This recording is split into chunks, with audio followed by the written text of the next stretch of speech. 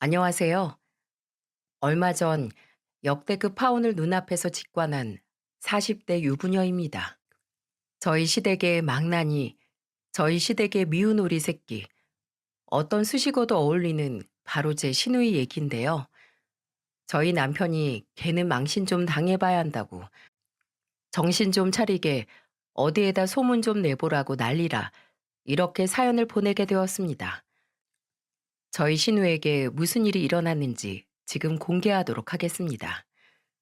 우선 제 시누이는 저희 시댁의 귀한 막둥이 딸이었습니다. 남편과 나이 차이가 무려 7살이나 났죠. 게다가 평범했던 남편에 비해 얼굴도 예쁘장하고 애교도 많고 무엇보다 공부를 무척이나 잘했다고 합니다. 그러니 시부모님께서 얼마나 시누이를 예뻐하셨겠어요. 남편 또한 자신보다 많이 어렸던 시누이를 많이 귀여워했다고 말했죠. 그렇게 시누이는 약대를 졸업했고 국가고시 합격 후 대형 약국에서 폐의 약사로 취업을 했다고 합니다. 그 무렵 남편과 저는 결혼을 했고 둘 다 아이를 좋아해 빨리 아이를 가지고 싶어 시댁과 합가를 했어요. 아이를 낳아도 맞벌이를 할 생각이라 시부모님께 도움을 받고 싶었거든요. 물론 생각처럼 되진 않았습니다. 병원에서는 저와 남편 둘 다 아무런 이상이 없다고 했지만 왜인지 아이가 잘 생기지 않았거든요. 그렇게 꽤 오랜 시간 시댁에서는 시부모님과 저희 부부 그리고 시누이 이렇게 5가족이 함께 살았어요. 불편한 점은 별로 없었고요. 저희 시부모님 참 좋은 분들이셨거든요. 굳이 불편했던 점을 찾자면 오냐오냐 자란 시누이가 가끔 내뱉는 버릇없는 말들과 행동 정도였죠. 어버이날 기념으로 외식을 하러 가던 날이었어요. 남편과 준비를 마치고 거실로 나왔는데 시누이가 시큰둥하게 제게 묻더군요. 새언니, 옷이 그거밖에 없어요? 왜 이렇게 후줄근해요? 아, 그래요? 나름 신경 써서 입은 건데 별로예요? 네, 엄청요. 고급 한정식 집에 가는 건데 너무 빈티나잖아요. 옷 좀 사 입어요, 언니. 중소기업 가장 월급이 그렇게 적은가? 제 월급이 적다기보단 아가씨네 오빠가 시작한 카페가 요새 좀 어려워서요. 옷을 사 입을 정신이 없네요. 야, 윤지수, 너 새언니한테 말버릇이 그게 뭐야? 새언니 옷이 어디가 어때서? 내가 뭐 틀린 말 했나? 오빠 네가 돈 잘 못 버니까 괜히 나한테 트집이야. 야, 윤지수. 아, 왜, 뭐? 에휴, 됐다, 됐어. 말을 말자. 말본새 보이시죠? 당시 회사를 그만두고 남편이 차린 카페가 잘 되지 않았거든요. 뻔히 알면서 하는 말인지 정말 모르고 하는 말인지 모르겠지만 아무튼 보통 사람 면전에 대고 월급이 짜냐느니 빈티가 난다느니 하는 말을 내뱉진 않잖아요. 신우가 저럴 때마다 남편과 시부모님은 신우이를 혼냈지만 신우이는 한마디도 지지 않고 대들었죠. 결국 남편과 시부모님은 그런 신우이에게 마지못해 져주곤 했고요. 처음엔 저렇게 생각 없이 툭툭 내뱉은 신우이의 말투에 상처를 많이 받았습니다. 그런데 사람이라는 게 환경에 적응하며 살아가는 동물이라고 저도 어느덧 그런 시댁의 분위기에 익숙해지더군요. 그냥 시누이가 무슨 말을 하든 한 귀로 듣고 한 귀로 흘려버리는 능력이 생기더라고요. 시간이 흘러 그런 시누이가 결혼한 지 2년이 채 되지 않아 남편에게 쫓겨나 저희 집에 엉엉 울며 찾아왔을 때 저는 사실 속으로 별로 놀랍지도 않은 일이라고 생각했습니다. 엄마, 아빠, 정서방이 나 집에서 쫓아냈어. 나랑 이혼하겠대. 시누이는 현관에 들어서자마자 어린애처럼 울며 불며 하소연을 하더군요. 저와 마찬가지로 시부모님과 남편 또한 크게 놀란 표정은 아니었습니다. 2년도 안 되는 짧은 시간 동안 시누이가 남편과 싸웠다며 시댁에 찾아와 울고불고 했던 일은 일상 다반사였거든요. 물론 자초지종을 들어보면 주로 시누이가 생각 없이 뱉은 말들이나 술버릇들이 주된 원인이었어요. 시누이의 버릇없는 언행들은 술을 마시면 더욱 심해졌거든요. 주사가 고약한 편인데 허구한 날 술을 그렇게 마셔대니 시누이와 시매부의 집엔 바람잘 날이 없었던 거죠. 이혼이라는 말에 화들짝 놀란 시어머니와 다르게 소파에서 TV를 보고 계시던 시아버지는 시큰둥하게 채널을 돌리며 말씀하시더군요. 뭐? 아니, 너 이번에 정서방한테 또 무슨 소리를 한 거야? 술 먹고 물건이라도 부순 거야? 뭘 어쨌길래 이혼 소리까지 나와? 제가 그럴 만한 잘못을 했겠지. 지수 너 언젠간 정서방한테 쫓겨날 줄 알았다. 엄마 아빠 왜 나한테만 그래? 그 사람도 나한테 욕했단 말이야. 그럼 내가 가만히 있어? 아빠가 가서 혼 좀 내줘. 얼른. 네가 욕먹을 짓을 했겠지. 내가 나서서 너네 중재해 주는 것도 한두 번이지. 이젠 내가 정서방한테 전화하기도 미안하다. 아빠, 오빠, 그럼 오빠가 그 사람한테 가서 말 좀 해봐. 나 쫓겨났다니까? 나랑 이혼한다고 했다고. 시부모님이 시누이의 편을 들어주지 않자 시누이는 이번엔 제 남편에게 징징대더군요. 매제가 오죽했으면 이혼하자고 했을까? 그러게, 너 평소 그 말버릇 좀 고치라고 했지. 도대체 이번엔 뭘 잘못했길래 그래? 아, 그냥 다른 남자랑 밥 좀 먹고 술 몇 번 먹은 게 단데 그 의처증 걸린 인간이 괜히 지랄이잖아. 뭐? 이놈의 기집애, 너 이제 하다 바람을 폈어? 내 인연을 그냥. 다른 남자와 술까지 먹었다는 말에 무심하게 앉아 계시던 시아버지가 옆에 있던 방석을 시누이에게 집어던졌습니다. 그리곤 벌떡 일어나서 금방이라도 시누이를 잡아 때릴 기세로 달려가셨죠. 시누이는 시어머니 뒤로 도망가서 숨으며 고래고래 악을 써댔고요. 아, 그냥 손만 잡았어. 그리고 정서방이랑 나랑 손도 안 잡은 지도 오래됐는데 좀 외로우면 그럴 수도 있지. 아, 엄마, 아빠 좀 말려봐. 아이고, 지수 아빠. 일단 그 방석 좀 내려놔 봐요. 난리도 그런 난리가 없었습니다. 신우는 시아버지께 방석으로 신나게 두들겨 맞았고, 시어머니는 말리고, 저와 남편은 강 건너 불구경하듯 구경만 했죠. 그렇게 시누이는 결혼한 지 2년 만에 이혼을 당하고 다시 시댁으로 들어왔습니다. 처음에는 이혼의 아픔과 상처로 인해 많이 힘들어했습니다. 하지만 한 달 정도 지나니 언제 그랬냐는 듯 쇼핑을 즐기며 여행을 다니며 자기만의 즐거움을 찾는 게 아니겠어요? 절대로 이혼을 못하겠다며 죽을 것처럼 행동하더니 한 달 만에 제자리로 돌아오는 모습을 보고 대단하다는 생각밖에 들지 않더군요. 그 전에 모든 것들이 다 쇼 같다는 생각밖에 안 들었죠. 하지만 제가 인정하는 건 본인의 일에는 열심히 한다는 거였어요.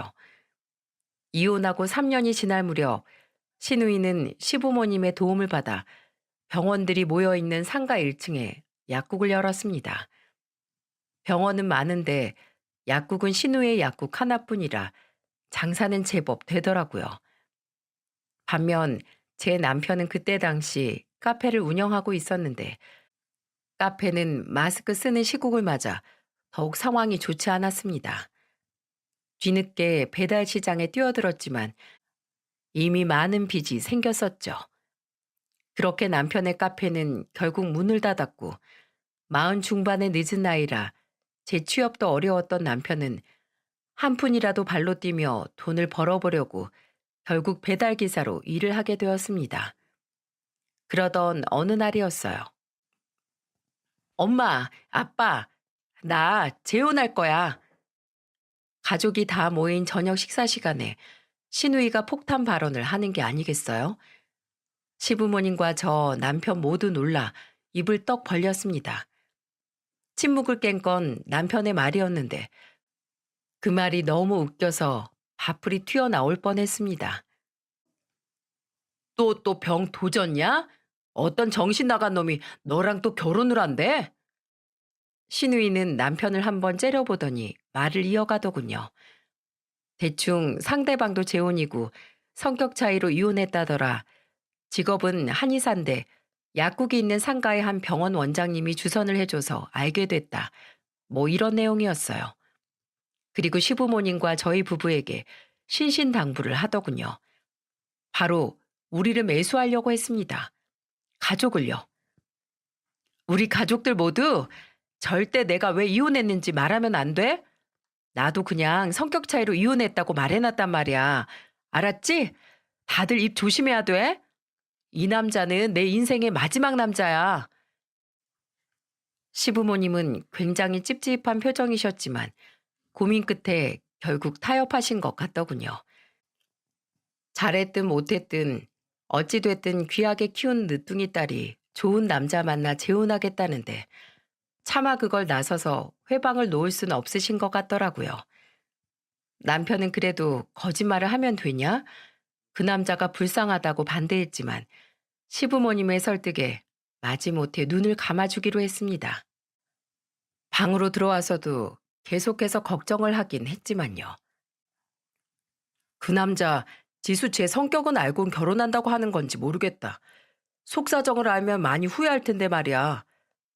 그래도 그 남자도 재혼이라는데 신중하게 결정한 거겠지. 결혼에 한 번 실패했는데 설마 재혼할 사람 성격도 제대로 모르고 다시 결혼하겠어? 당신 동생 그래도 능력은 출중하잖아. 에이, 나도 모르겠다. 제발 이번엔 사고 안 치고 잘 살았으면 좋겠네. 어머님 아버님 걱정 끼쳐드리지 않게 말이야.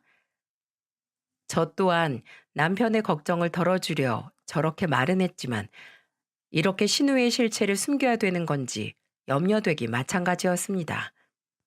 그리고 드디어 상견례 날이 돌아왔죠. 안녕하세요. 지수 애비 되는 사람입니다. 반갑습니다. 사돈, 사돈이라고 불러도 되지요? 양가 아버님들이 먼저 반갑게 인사를 하시군 뒤이어 어머님들도 서로 인사하며 말씀을 나누시더군요. 신우의 시부모님이 될 분들의 인상이 참 좋더라고요. 의사 집안이라더니 아버님께선 점잖으면서도 호탕한 성격이신 것 같았습니다. 시어머니 될 분도 차분하고 우아하셨고요. 그리고 제일 중요한 신우이의 재혼 상대인 남자도 호남형이었고 성격 또한 반듯해 보였어요. 저는 저도 모르게 속으로 생각했죠. 저런 집안에서 어쩌다 우리 신우이를. 신우이가 남자 집안에 얼마나 내숭을 떨고 가식을 떨었는지 모르겠지만 사돈 어른이 되실 분들은 신우이를 무척 예뻐하시는 것 같았어요. 양가 아버님들이 서로 약주를 나누시는 동안 어머님들은 서로의 자식들에 대한 칭찬을 아끼지 않으셨죠. 신우이는 그 앞에서 수줍은 듯이 내숭을 떨고 있었고요. 이렇게 똑똑하고 예쁜 따님을 두셔서 참으로 좋으시겠어요, 사부인. 아유, 그렇게 말씀해 주시니 감사합니다. 사돈이야말로 아드님을 저렇게 훤칠하게 키우셨으니 걱정이 없으시겠어요. 상영군이 참 바르게 자랐더군요. 지수에 비하면 우리 상현이가 한참 부족하죠. 어쩜 이렇게 따님을 똑부러지고 예의 바르게 키우셨어요? 그렇게 저희 가족에게만 긴장감 넘치던 상견례가 끝났고 신우이는 남자와 남자 부모님들과 함께 그 댁으로 가서 다과를 하고 오겠다며 그들과 함께 차를 타고 돌아갔습니다. 시부모님은 진이 다 빠지셨는지 집으로 돌아오자마자 두 분 다 소파에 털썩 주저앉으셨어요. 저와 남편 또한 옆자리에 함께 널브러졌죠. 사돈 되실 분들이 참 좋으시네. 그러게요. 우리 지수가 이번 결혼 생활은 좀 잘해야 될 텐데 걱정이에요. 엄마, 지수개 손으로 입 가리고 호호 하는 거 보셨어요? 예, 너 괜한 말 마라. 지수도 한번 그렇게 이혼해봤으니 이젠 정신 차렸겠지. 말이 씨가 된다고 괜히 네 여동생 앞날에 초칠만 하지 마라. 종호 제 말이 틀린 것도 아니구만 뭐. 이번엔 제발 무사히 결혼해서 또 집에 울며불며 찾아오는 일만 없게. 당신 나가는 교회에 가서 기도라도 해요. 저도 같이 어머님이랑 나가서 기도할게요, 아버님. 무슨 시트콤에서 나오는 집안 같죠? 하지만 저희 가족은 정말 진심으로 한 말들이었어요. 저도 시누이가 예쁜 건 아니었지만 그래도 가족이잖아요. 이번엔 어머니 말씀대로 정말 시누이가 정신을 차렸기를, 그리고 앞으로의 결혼 생활을 무탈하게 해내기를 저도 진심으로 바랐습니다. 그래서 제발 이 집으로 다시 돌아오지 않기를 바라기도 했고요. 다행히 시누이는 재혼할 남자와 무척 사이좋게 지내는 듯 했고, 그렇게 아무런 문제 없이 그들은 결혼식을 치렀습니다. 양쪽 모두 재혼인지라 가까운 친인척과 지인들만 불러 조촐한 결혼식을 올렸죠. 사실 원래는 그마저도 하지 않고 친지들을 불러 식사를 대접하는 것으로 대신하려고 했었는데, 시누이가 자기는 죽어도 웨딩드레스를 또 입어야겠다며 결사반대를 해서 진행한 거였어요. 결혼식이 끝난 당일 시누이와 이제 시매부가 된 그 남자, 그리고 저희 가족은 모두 저희 집에 모였습니다. 시매부의 한의원 진료 일정을 제때 맞추지 못해 신혼여행은 당분간 뒤로 미루기로 했었거든요. 저희 집에서 결혼식 당일은 하루 자고 다음날 시누이의 새 시댁에 인사를 간다고 해 저희 집에서 먼저 술잔치가 벌어진 거죠. 김서방, 우리 가족이 되어주어 고맙네. 아닙니다, 장인어른. 이렇게 예쁜 따님을 제게 보내주셔서 제가 더 감사드립니다. 감사하긴, 자네와 지수 둘만 무탈하고 행복하게 살아주면 우린 더 바랄 게 없어. 부디 싸우지 말고 싸워도 서로 이해해주며 살게. 우리 지수 잘 부탁하네.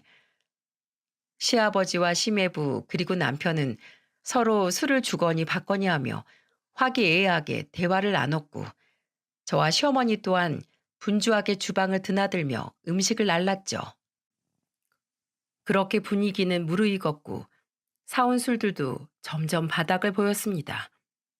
조금의 불안 요소가 있었다면 시누이였죠. 결혼식이 끝나서 긴장이 풀린 건지, 그동안 참아왔던 술을 오랜만에 마셔서 그런 건지 얼굴이 시뻘개진 채 얼큰하게 취했더군요. 시누이의 술버릇을 아는지라 저는 시누이가 시매부 앞에서 실수를 할까 염려되어 여자끼리 잠깐 수다나 떨자며 찬물을 가지고 시누이를 저희 방으로 불렀습니다. 시누이는 위태롭게 휘청대며 제 뒤를 따라오더군요. 그렇게 방문을 닫자마자 저를 바라보는 시누이의 눈빛은 돌연 사납게 변했습니다. 어쩜 저렇게 사람이 180도 돌변하는지 참으로 사람이 무섭다고 느껴질 정도였죠. 그리고 시누이의 입에서 나온 말들은 정말이지 제 가슴을 후벼 팠습니다. 그동안 그래도 시누이의 가시돋친 말들엔 내성이 생겼다고 생각했는데 이번엔 달랐어요. 그만큼 시누이가 한 말들은 정말 제가 여태 살면서 들어본 말들 중 가장 못된 말이었거든요. 새언니, 아까 축의금 셀 때 봤어요. 꼴랑 20만 원 하셨더라고요. 진짜 시댁에 말하기도 창피해서 그걸 누구 코에 붙여요? 그지같이. 저희 부부요. 남편 카페가 망하고 열심히 산다고 살았지만 그래도 빚이 한두 푼이 아니었던지라 당시에 자금 사정이 여전히 힘들었거든요. 그래도 시누이 처음 결혼할 때 500만 원이나 해준 터라 이번엔 우리 사정을 이해해주겠지 했습니다. 그런데도 저렇게 얘기를 하다니요. 저는 발끈해서 시누이에게 화를 냈습니다. 아니 아가씨 처음 결혼할 때 우리가 500 해준 건 기억 못해요? 지금 우리 사정이 어려워서 그때만큼은 못 해줬지만 그래도 어떻게 말을 그렇게 해요? 거지 같다뇨. 해도 될 말이 있고 안 될 말이 있죠. 그동안은 그래도 봐줄만 해서 참고 넘겼는데 이번엔 안 되겠네요. 얼른 사과 못해요? 그러자 신우이의 언성 또한 높아지더군요.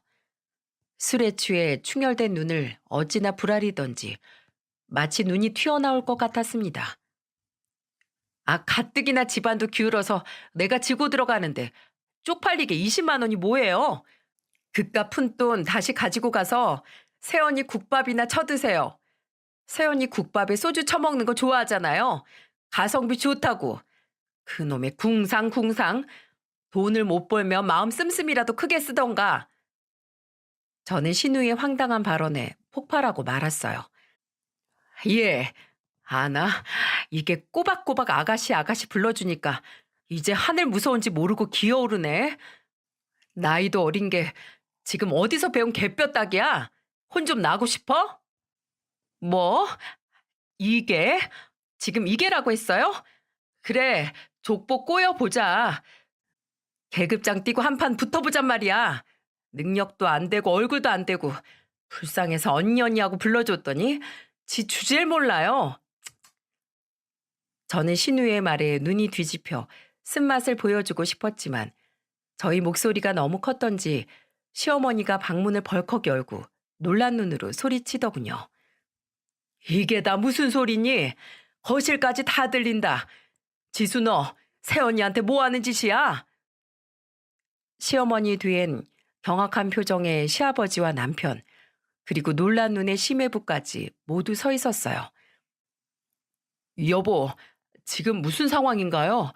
아무리 술에 취했어도 기본 예의는 지켜야지. 새언니한테 말버릇이 그게 뭐니? 나 지금 너무 당황스럽다. 심해부는 놀라서 말까지 더듬으며 신우이에게 묻더군요. 하지만 이미 신우이는 술에 취해 제정신이 아니었습니다. 시부모님과 남편의 만류에도 신우이는 악에 받쳐 제게 소리를 질러댔죠. 또 다들 나한테만 난리야. 그럼 20만 원을 누구 코에 붙여? 재혼이라서 조금 줬다고? 저렇게 심보를 고약하게 쓰니까 들어설 애도 안 생기지. 신우이의 그 말에 방 안에 모두가 얼어붙었습니다.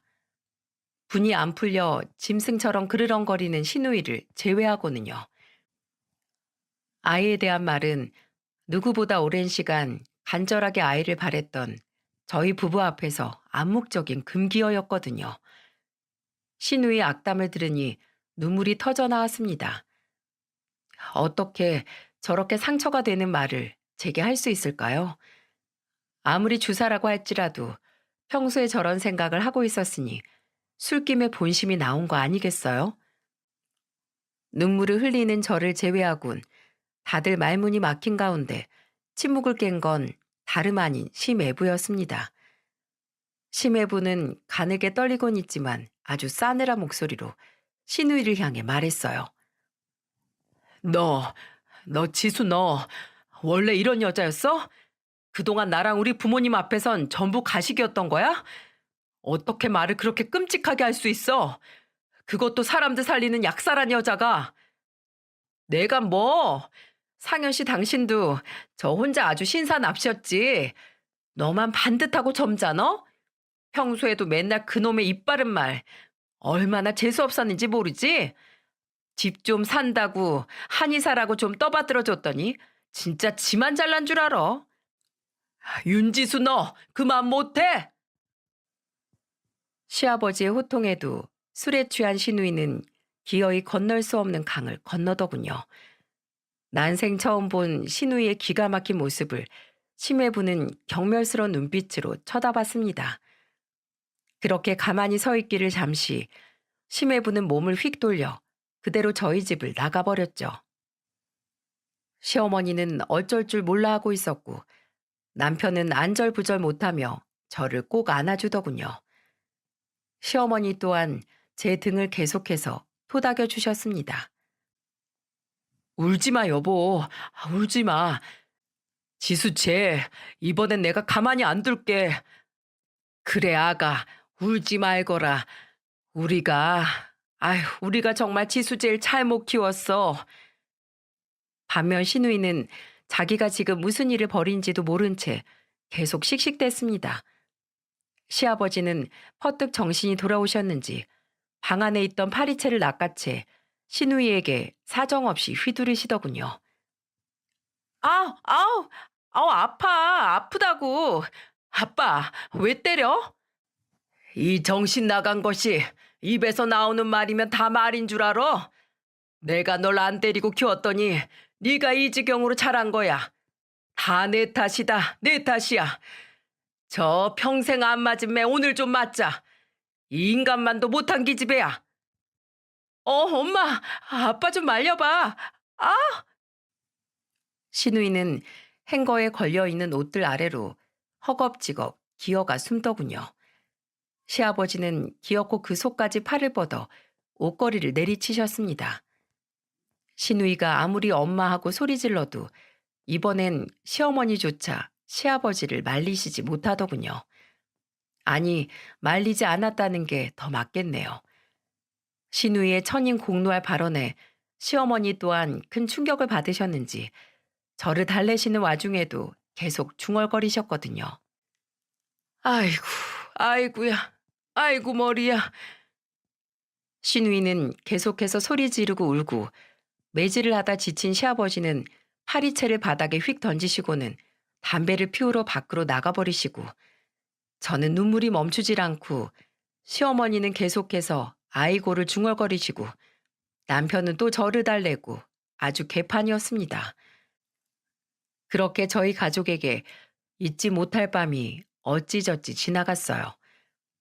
우리 5 중 잠에 든 건 울다가 지쳐 행거 밑에서 잠이 든 술에 취한 시누이 1명 뿐이었습니다. 꼴에 결혼식을 치른 날이라 피곤했던 건지 아주 코를 드르렁대면서 잘도 자더군요. 집안을 이 지경을 만들어 놓고요. 다음 날 시아버지는 시누이의 뒷덜미를 우악스럽게 붙잡고 제 앞에 무릎 꿇리셨습니다. 술이 덜게 비몽사몽한지 시누이는 영문도 모른 채 끌려왔죠. 뭐야, 아빠. 아침부터 왜 그래? 숙취가 몰려오는지 시누이는 머리를 감싸며 시아버지에게 짜증스럽게 물었습니다. 왜 그래? 너 어제 일 기억 안 나? 당장 네 새언니한테 싹싹 빌어. 무릎 제대로 꿇고. 뭐? 내가 새언니한테 왜 무릎을... 아! 시누이는 그제야 전날 밤 자신이 한 일들이 기억났는지 숨을 헉하고 들이키더군요. 사과를 당장 받아줄 마음은 없었지만 저는 그래도 시누이가 자신이 술에 취해 제게 한 말들에 대해 사과하는 신용이라도 할 줄 알았어요. 하지만 시누이는 생각보다 더 뻔뻔하고 못돼 먹은 사람이더군요. 내가 뭐 틀린 말 했어? 다 맞는 말이잖아. 내 말이 틀려요, 새언니? 오히려 더 고개를 빳빳하게 들고 제게 따지더군요. 사람이 너무 어이가 없으면 웃음이 나오는 거 아시나요, 여러분? 저는 하도 어이가 없어서 하하고 헛웃음이 나더라고요. 시아버지는 시누이의 행동을 보더니 시누이의 방에서 가방 하나를 가지고 나와 현관문 밖으로 던져버리셨어요. 아빠, 저거 뭐야? 뭐긴 뭐야, 네 옷들이지. 너 새로 얻은 신혼집으로 가서 김서방한테 싹싹 빌든 쫓겨나도 어디 쪽방이라도 구해서 들어가든지 알아서 하고 당장 내 집에서 나가. 이 버르장머리 없는 기집애 같으니라고. 당분간 이 집에 기어들어올 생각하지도 말어. 알았어? 그리고는 뻥진 채로 바닥에 앉아있는 신우이의 뒷덜미를 다시 잡아채 좀 전의 가방처럼 현관문 밖으로 내동댕이 치셨죠. 현관에 놓인 신우이의 운동화 한 켤레와 함께요. 그리고 곧바로 현관문을 쾅 하고 닫아버리셨습니다. 신우이가 도어락을 열고 들어오지 못하게 보조 잠금 장치로 한 번 더 문을 잠그기까지 하셨죠. 신우이는 미친 듯이 문을 두드려댔습니다. 아빠 잘못했어요. 일단 문 좀 열어줘요. 핸드폰도 없이 쫓아내면 어떡해. 남편은 신우의 핸드폰을 들고 터벅터벅 현관으로 걸어가더니 현관문을 아주 빼꼼 열고는 핸드폰을 신우이에게 툭 던졌습니다. 신우이는 그 틈을 놓치지 않고 문 틈새로 재빠르게 파고들려고 하더군요. 남편은 그런 시누이를 손으로 밀어버리고는 재빨리 문을 다시 닫아버렸습니다. 다시 현관문을 잠근 남편은 문 밖의 시누이를 향해 화가 난 목소리로 말했죠. 너, 네 새언니한테 무릎 꿇고 싹싹 빌기 전에 내 눈앞에 뛰지 마. 알았어? 천하의 몹쓸 기집애. 전날 재개한 폭언 때문에 남편도 단단히 시누이에게 화가 난 것 같았어요. 그렇게 일주일이 지나고 시아버지 핸드폰으로 심해부에게 전화가 걸려왔습니다. 심해부와 통화를 할수록 시아버지의 표정은 어두워지셨죠. 그렇게 오랜 시간 통화를 하고 끊은 시아버지는 한숨을 푹 쉬시더군요. 왜? 김서방이 뭐래요? 여보, 지수는 신혼집에 있대요? 화해는 잘 했대요? 당신 이제 김서방이라고 부르지 마. 네? 아니, 그게 무슨 말이에요? 지수랑 갈라서겠대. 자기는 우리 집에서 나간 후 곧바로 부모님 집으로 가서 지내고 있다더군. 지금 지수가 신혼집에 혼자 가 있대. 어차피 혼인신고도 안 했고 집도 자기 집이니까 지수 집만 빼서 나가면 된다고. 지수를 빨리 데려가라네. 제 발로 나가든 우리가 데리고 가든 나가지 않으면 주거 침입죄로 신고하겠다고. 그리고 사기 결혼이라고.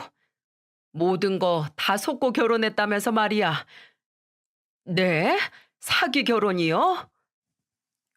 시아버지는 망연자실한 표정으로 심해부가, 아니, 잠시 심해부였던 그 남자가 한 말들을 전하셨어요. 그 남자가 시아버지에게 한 말들은 가히 기함을 토할 내용들이었죠. 그 남자도 알고 보니 참 냉정하고 무서운 사람이더군요. 일주일 전 신우이의 본 모습을 보고 뭔가 잘못됐다고 생각했는지 글쎄 그 짧은 사이에 사람을 써서 신우이의 뒷조사를 철저히 했던 게 아니겠어요? 우선 신우이의 전 이혼 사유가 성격 차이가 아닌 신우이의 바람이었다는 게 그 남자가 사기 결혼이라고 주장하는 이유였습니다.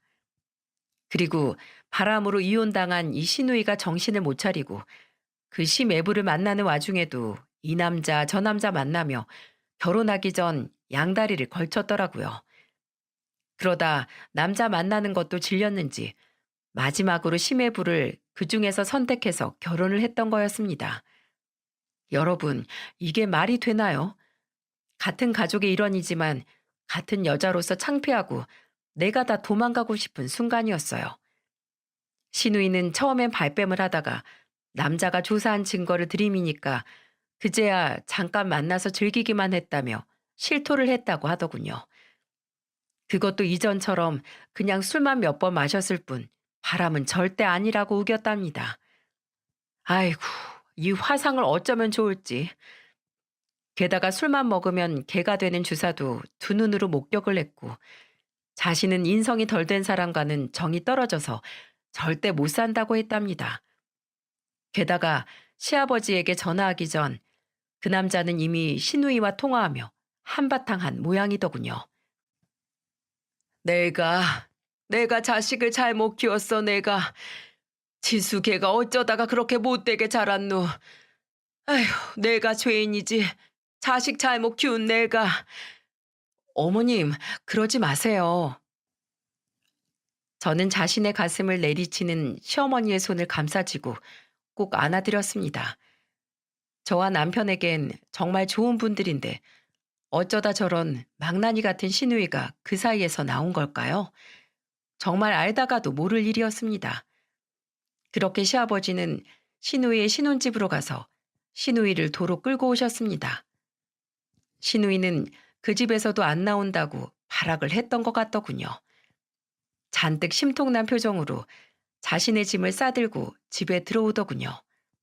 그리고 저를 보자마자 눈을 뒤집어 까고 달려들었습니다. 야, 이게 다 너 때문이잖아. 처음부터 거지같이 푼돈만 축의금으로 안 넣었어도, 아니, 일주일 전에 네가 내 화만 더 안 돋웠어도 이 지경까지는 안 됐다고. 이게 다 너 때문이야. 오늘 아주 너 죽고 나 죽자. 신우이가 제 머리채를 휘어잡으려던 찰나였어요. 정말 깜짝 놀랄 일이 벌어졌습니다. 저와 시어머니, 시아버지 세 사람의 입이 아주 떡 벌어졌죠. 시누이를 제지한 사람이 정말 생각지도 못한 사람이었거든요. 짝! 아! 바로 맨날 입으로만 시누이를 구박할 뿐 그렇게 착하고 개미 한 마리 죽일 줄 몰랐던 제 남편이 시누이의 뺨을 후려친 거예요. 이 싸가지 없는 년이 어디다 손을 올려 감히? 남편은 시누이의 뺨을 때리고도 분이 풀리지 않았는지 몸을 부르르 떨었습니다. 마찬가지로 난생 처음 남편에게 맞은 시누이 또한 어지간히 충격을 받았는지 두 손으로 뺨을 감싸쥔 채 놀란 눈으로 남편을 올려다봤어요. 시누이의 두 눈엔 눈물이 그렁그렁했죠. 오빠, 지금, 지금 나 때린 거야? 나 때린 거냐고. 저번에 아빠도 그렇고 왜 다 나만 가지고 그래? 왜 때려, 왜? 내가 뭘 그렇게 잘못했다고. 나도 밖에 나가면 어른 대우받고 사는 사람인데 내 나이가 39인데 곧 40인데 왜 때리냐고. 가족이면 이해해주고 감싸줘야지. 다 전현 때문인데 전현만 아니었어도 다 왜 제 편만 들어 왜? 내가 엄마 아빠 딸이고 오빠 동생인데. 신우는 마치 5살 어린애처럼 떼를 쓰며 울었습니다. 그 모습을 보는데 그냥 이젠 더 이상 화도 안 나더군요. 그저 신우이가 너무 한심했어요. 본인 말대로 39이나 먹었고 내년이면 40인데 어쩜 저렇게 어린애 같고 철이 없는지. 시부모님은 그런 신우이를 보며 한숨만 푹푹 쉬셨고 남편은 그런 신우이를 한심하게 쳐다봤습니다. 신우이는 그렇게 지치지도 않고 하루 반나절을 악을 쓰며 내리 울었어요. 다른 한편으론 정말 대단하다고 느꼈죠. 그렇게 신우이와 잠시 저의 심해부가 되었던 그 남자는 일주일 만에 갈라서게 됐습니다. 요즘 포털 사이트나 커뮤니티를 보면 결혼식 하자마자 신혼여행 갔다 싸워서 이혼하는 사람들, 결혼식 당일 이혼하는 사람들도 듣곤 했는데 내 주위에서 그것도 남편 여동생이라는 사람이 결혼 일주일 만에 이렇게 파토가 날진 몰랐네요. 이후 딸 자식을 잘못 키웠다고 자책하신 시부모님의 표정이 아직도 눈에 선하네요. 시아버지의 말씀이 참 잊혀지지가 않습니다. 쥐구멍에 전세라도 들어갈 수 있다면 내 1억이라도 낼 수 있을 것 같다. 그 말을 들은 저와 시어머니는 씁쓸하게 웃었습니다. 말씀이야 저렇게 하시지만 정말 그렇게 애지중지 키운 딸이 그것도 딸 자신의 잘못으로 2번이나 결혼에 실패를 했으니 얼마나 마음이 아프셨을까요? 저희 시부모님 정말 참 좋은 분들이시거든요. 그런 분들이니 딸을 그렇게 키운 당신 스스로들을 더 자책하셨겠죠. 가족들 마음고생은 고생대로 시켜놓고 시누이는 우리 중 누구보다 제일 먼저 기운을 차렸습니다. 기운을 차렸다기보단 자신은 별로 잘못한 게 없다고 뻔뻔하게 생각을 하는 것 같았어요. 이제껏 자신에게 생긴 일들은 그냥 재수가 없어서 걸린 것들이라고요. 이래서 한의사들은 의사 취급도 안 해주는 거야. 차라리 잘 됐어. 나 정도의 스펙이나 미모면 그 이상의 좋은 직군도 만날 수 있는데 뭘. 난 지금처럼 당당하게 내 인생 살 거야. 참 대단했습니다. 시댁을 초토화 만들어 놓고 한다는 얘기가 자기 합리화 아니겠어요? 정말 내 여동생이었다면 무인도로 끌고 가 참교육 한번 제대로 해주고 싶었습니다. 그리고 제 걱정은 현실이 되었어요. 신우이와 그 남자를 주선해준 상가 병원의 원장 기억하시죠? 평소 신우이에게 그렇게 친절하던 사람이 신우가 그 남자와 갈라선 뒤로 마주쳐도 아는 척도 안 했다더군요. 그 이유는 병원에 다녀간 사람들이 신우의 약국에 대한 불만을 그 병원 간호사들에게 토로한 겁니다. 신우이가 손님들한테 그렇게 불친절했다네요. 그냥 불친절만 했으면 모를까. 글쎄 병원의 처방전과는 다르게 귀찮다는 이유로 식전 식후약을 하나로 합쳐서 제조에 담아줬답니다. 손님들 몇몇이 컴플레인을 걸자 그제야 그 사람들의 양만 못 이긴 척 다시 남아서 담아줬대요. 그것도 대놓고 투덜대면서요. 그리고 귀찮다는 이유로 복약 지도조차 제대로 하지 않아 손님들이 병원에 다시 가 복용법을 물어보는 일도 있었다고 합니다. 그럼에도 불구하고 신우의 약국이 잘 되었던 건 그 병원들 근처의 약국이 신우의 약국 하나밖에 없어서였던 거죠. 원래대로였으면 병원 원장들도 신우에게 웃으며 주의를 줬었겠지만 그 남자에게 신우의 실체를 들은 병원장이 주위 병원들에게 신우에 대한 소문을 쫙 낸 모양이더군요. 병원들도 자신들의 영업장 아래 하나 있는 약국 주인이 손님들에게 그런 태도인 사람인 게 당연히 달갑지 않겠죠. 자신들의 운영에 해가 되면 됐지 절대 득이 되진 않을 테니까요. 그래서 병원들이 저들끼리 단합해 신우이가 제대로 복약 지도를 하지 않은 정황들을 모아 신고를 해버린 겁니다. 처음엔 소에게 과태료를 냈을 뿐이지만 신고는 계속해서 이어졌죠. 결국 신우이는 영업 정지 처분을 받게 되었어요. 그 사이 이미 온 동네에 소문이 나서 노른자 땅에 약국을 개원하려고 약사들이 여기저기서 상가를 보러 다녔다고 했습니다. 의사들은 결국 약사 지인들을 물색해 상가의 빈자리에 약국 개국을 하도록 손을 썼죠. 결국 신우이는 무너져 갔습니다. 당연하죠. 병원에서 미운 털 박혔으니 그 병원에서 신우이 약국을 가라고 하겠어요? 아니면 친절한 약국에 가라고 하겠어요? 모든 손님을 뺏긴 신우이는 결국 그 건물에서 쫓겨날 수밖에 없는 처지가 되고 말았어요. 그리고 시아버지는 약국에 투자한 자신의 돈을 다시 내놓으라고 통보를 했죠. 약국도 망했는데 아빠까지 왜 그래 진짜. 딸 죽는 거 보고 싶어서 그래? 내가 생각하기에 지수 넌 인생을 너무 쉽게만 산 것 같다. 내가 널 그렇게 키웠어. 죽이 되든 밥이 되든 이제라도 너 알아서 살아봐라. 집에서 안 내쫓는 것만으로도 감사한 줄 알아. 싫으면 이 집에서도 나가든가. 예전 같았으면 신우이의 투정에 못 이긴 척 져주셨을 시부모님이지만 그 사건 이후 시부모님 또한 달라지셨어요. 신우이를 이대로 내버려뒀다간 자신들의 사후에도 편히 눈을 감지 못할 것 같다고 말씀하셨죠. 어떻게든 우리가 죽기 전에 지수제 사람은 만들어 놔야지. 못 나도 내 자식인 걸 어쩌겠니? 나중에 저에게만 살며시 한숨 섞인 말투로 시어머니께서 해주신 말입니다. 저는 그저 시어머니의 등을 토닥여드렸죠.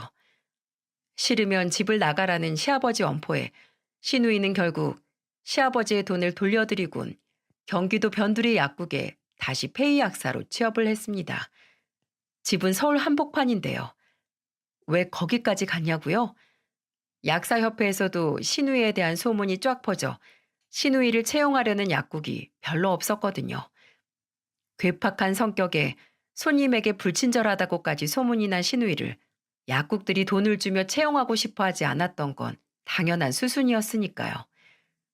신우이는 여태껏 투덜대면서도 하루에 왕복 3시간씩 꾸준히 출퇴근을 하고 있었습니다. 사실 금방 그만둘 줄 알았는데 신우이도 조금은 정신을 차린 걸까요? 지켜봐야 알겠지만 아직까진 잘 모르겠네요. 신우이와 헤어진 그 남자는 최근 유명한 연예인이 그 남자의 한의원에 다녀간 후 아주 유명해졌습니다. 손님들이 하도 몰려 옆건물로 병원 확장도 하고 페이 닥터도 한 명 더 고용했다고 해요. 게다가 나이에 비해 동안인 외모에 재력까지 있으니 선을 보려는 여자가 줄을 섰다고 그러더군요. 물론 그 소식을 배합하는 사람이 있었습니다. 아, 왜? 나랑 헤어지고 다들 잘 되고 잘 사는 거야? 짜증나. 더러운 세상. 다 싫어. 다들 꼴도 보기 싫단 말이야. 신우이는 그 남자가 웃으며 TV에 나오는 모습을 보더니 냉장고에 있는 소주를 나발불며 밤새 후회하며 자책하며 울더군요. 그 모습이 얼마나 시원하던지 인과응보, 자업자득이 생각나는 순간이었죠. 그리고 그 남자와 갈라선 지 6개월 뒤 저희 집에 굉장히 웃긴 일이 하나 생겼습니다.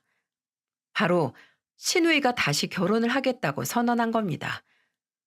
이번엔 어디서 꼬셨는지 상대가 페이닥터인 내과 의사라더군요. 남편과 저는 그저 기가 차 헛웃음을 지었죠. 그런데 시부모님의 반응이 정말 너무나도 웃겼어요. 야야, 이 엄만 이제 네가 결혼의 결자만 꺼내도 무섭다. 너 혼자 북치든 장구치든 알아서 해. 결혼? 하려면 해라. 대신 우린 더 이상 너한테 지원 못 해준다. 너도 양심이 있으면 해달라고 못하겠지? 행여 결혼식 한다는 소린 더더욱 못하겠고. 근데 그놈은 의사식이나 된 놈이 얼마나 모자라길래 너랑 결혼을 한다냐? 너 세 번째인 건 알아? 엄마, 아빠. 자신이 결혼을 한다는 말에도 비아냥대는 시부모님의 반응을 보고 시누이는 성질을 냈죠. 하지만 시부모님은 됐다, 밥이나 먹어라 하시며 그런 시누이를 무시하셨습니다. 거기에 남편도 한마디 거들었어요. 너 또 결혼하면 우리 축의금 5만 원이면 되냐? 야, 양심 있으면 축의금 받지 말고 너 혼자 조용히 가서 하고 와라. 이제 네 들러리 서주는 것도 지겹다. 또 언제 바뀔지 모르는데 우리가 뭐하러 생고생하니? 에휴, 저것도 꼴의 동생이라고. 정말 웃음 참느라 혼났습니다. 저도 이번 상견례 땐 국밥 어떠냐고 시누이를 놀리고 싶었는데 시누이의 얼굴이 불그락 푸르락한 것이 한마디 더 붙였다간 식탁을 뒤집어 엎을 것 같아 애써 삼켰죠. 그리고 역시나가 역시나였습니다. 결혼한다고 했던 여자가 한 달도 안 돼서 헤어졌다고 하더군요. 그래서 같은 여자로서 한마디 했네요. 아가씨, 이제 정신 차리세요. 언제까지 남자 꽁무니만 줄줄 따라다닐 거예요? 남말은 새가 듣고 반말은 쥐가 듣는다고 했어요. 아가씨는 그놈의 주둥이가 문제라고요. 어딜 가서든 경솔하면 안 되고 말 언행을 조심조심 해야 되는데 아가씨는 막가파식으로 말을 짓거리잖아요. 제발 정신 좀 차려요. 그 나이 먹도록 가족들 속썩이고 어리광 부리고 술주정까지 하고 언제까지 그렇게 살 거예요? 정말 내 동생이었으면 그 주둥아리 확 꿰매버렸을 거예요. 알겠어요? 새언니, 언니까지 왜 이래요? 새언니까지 그러면 저 더 이상 살 의미가 없어요. 그냥 동생처럼 이쁘게 봐주면 안 돼요? 그럼 진짜 동생처럼 행동해 줄까요? 알았어요. 앞으로 기대하세요. 전 이때부터 진짜 언니가 되어주기로 했답니다. 신우의 행동 하나하나 귀찮을 정도로 잔소리를 해대고 있어요. 아가씨, 아가씨가 먹은 밥그릇 직접 설거지하세요. 아가씨, 세탁기 좀 돌리고 청소기로 집안 청소 좀 해요. 아가씨, 일주일에 한 번만 술 먹으라고 했죠? 한 번만 더 어기면 회초리 듭니다. 아가씨, 부모님한테 말버릇이 그게 뭐예요? 이제부터 존댓말 좀 쓰세요. 요자를 붙이라고요. 안 붙이면 귀신처럼 따라다녀서 괴롭힐 거예요? 이렇게 저는 하나하나 신우이의 인성을 고치려고 노력 중이랍니다. 그 모습을 보는 시댁 식구들은 얼마나 재밌어 하는지 몰라요. 그래도 좋은 게 좋은 거라고 우리 시댁의 화합을 위해서는 저라도 이렇게 행동하기로 했으니 부디 신우이가 빨리 개과천선하길 바랄 뿐입니다. 마지막으로 저희 부부에게 드디어 기쁜 소식이 생겼습니다. 마지막이라고 생각하고 시도했던 시험관 시술에서 드디어 임신에 성공을 했거든요. 제 나이가 이제 41라 거의 포기하고 있었는데 테스트기에서 두 줄이 떴을 때 정말 남편과 끌어안고 얼마나 울었는지 모릅니다. 병원에선 아직 초기라 안심하긴 이르다고 했기에 저는 남편과 상의 끝에 회사를 그만두고 집에서 꼼짝도 않고 쉬고 있는 중입니다. 어렵게 찾아온 아이가 혹시라도 잘못될까 봐서요. 제가 고령의 산모이기도 하고 엄청 노산이라 안전기에 접어들기까지는 조심 또 조심해야 한다는 의사 선생님의 당부가 있었거든요. 그리고 남편 또한 좋은 직장에 취직을 해 열심히 회사 생활을 하고 있습니다. 가장으로서 책임을 위해 열심히 사회생활을 하고 있는 남편에게 항상 감사하다는 말을 전해주고 싶네요. 저도 옆에서 한 가정의 아내로서 자리 지키며 열심히 살도록 하겠습니다. 제 사연은 여기까지입니다. 지금껏 유튜브에서 남의 사연만 듣다 직접 제 사연을 써보니 생각보다 너무 어렵더군요. 그래서 일일이 신경 써주시고 공감하면서 들어주신 사연투브 작가님, 감사하다는 말씀 전하고 싶네요. 그리고 이 방송을 시청하신 모든 분들, 가정의 평화가 깃들길 바라며 좋은 세상이 올 때까지 행복하고 즐거운 일만 있으셨으면 좋겠습니다. 제 사연 들어주셔서 감사합니다.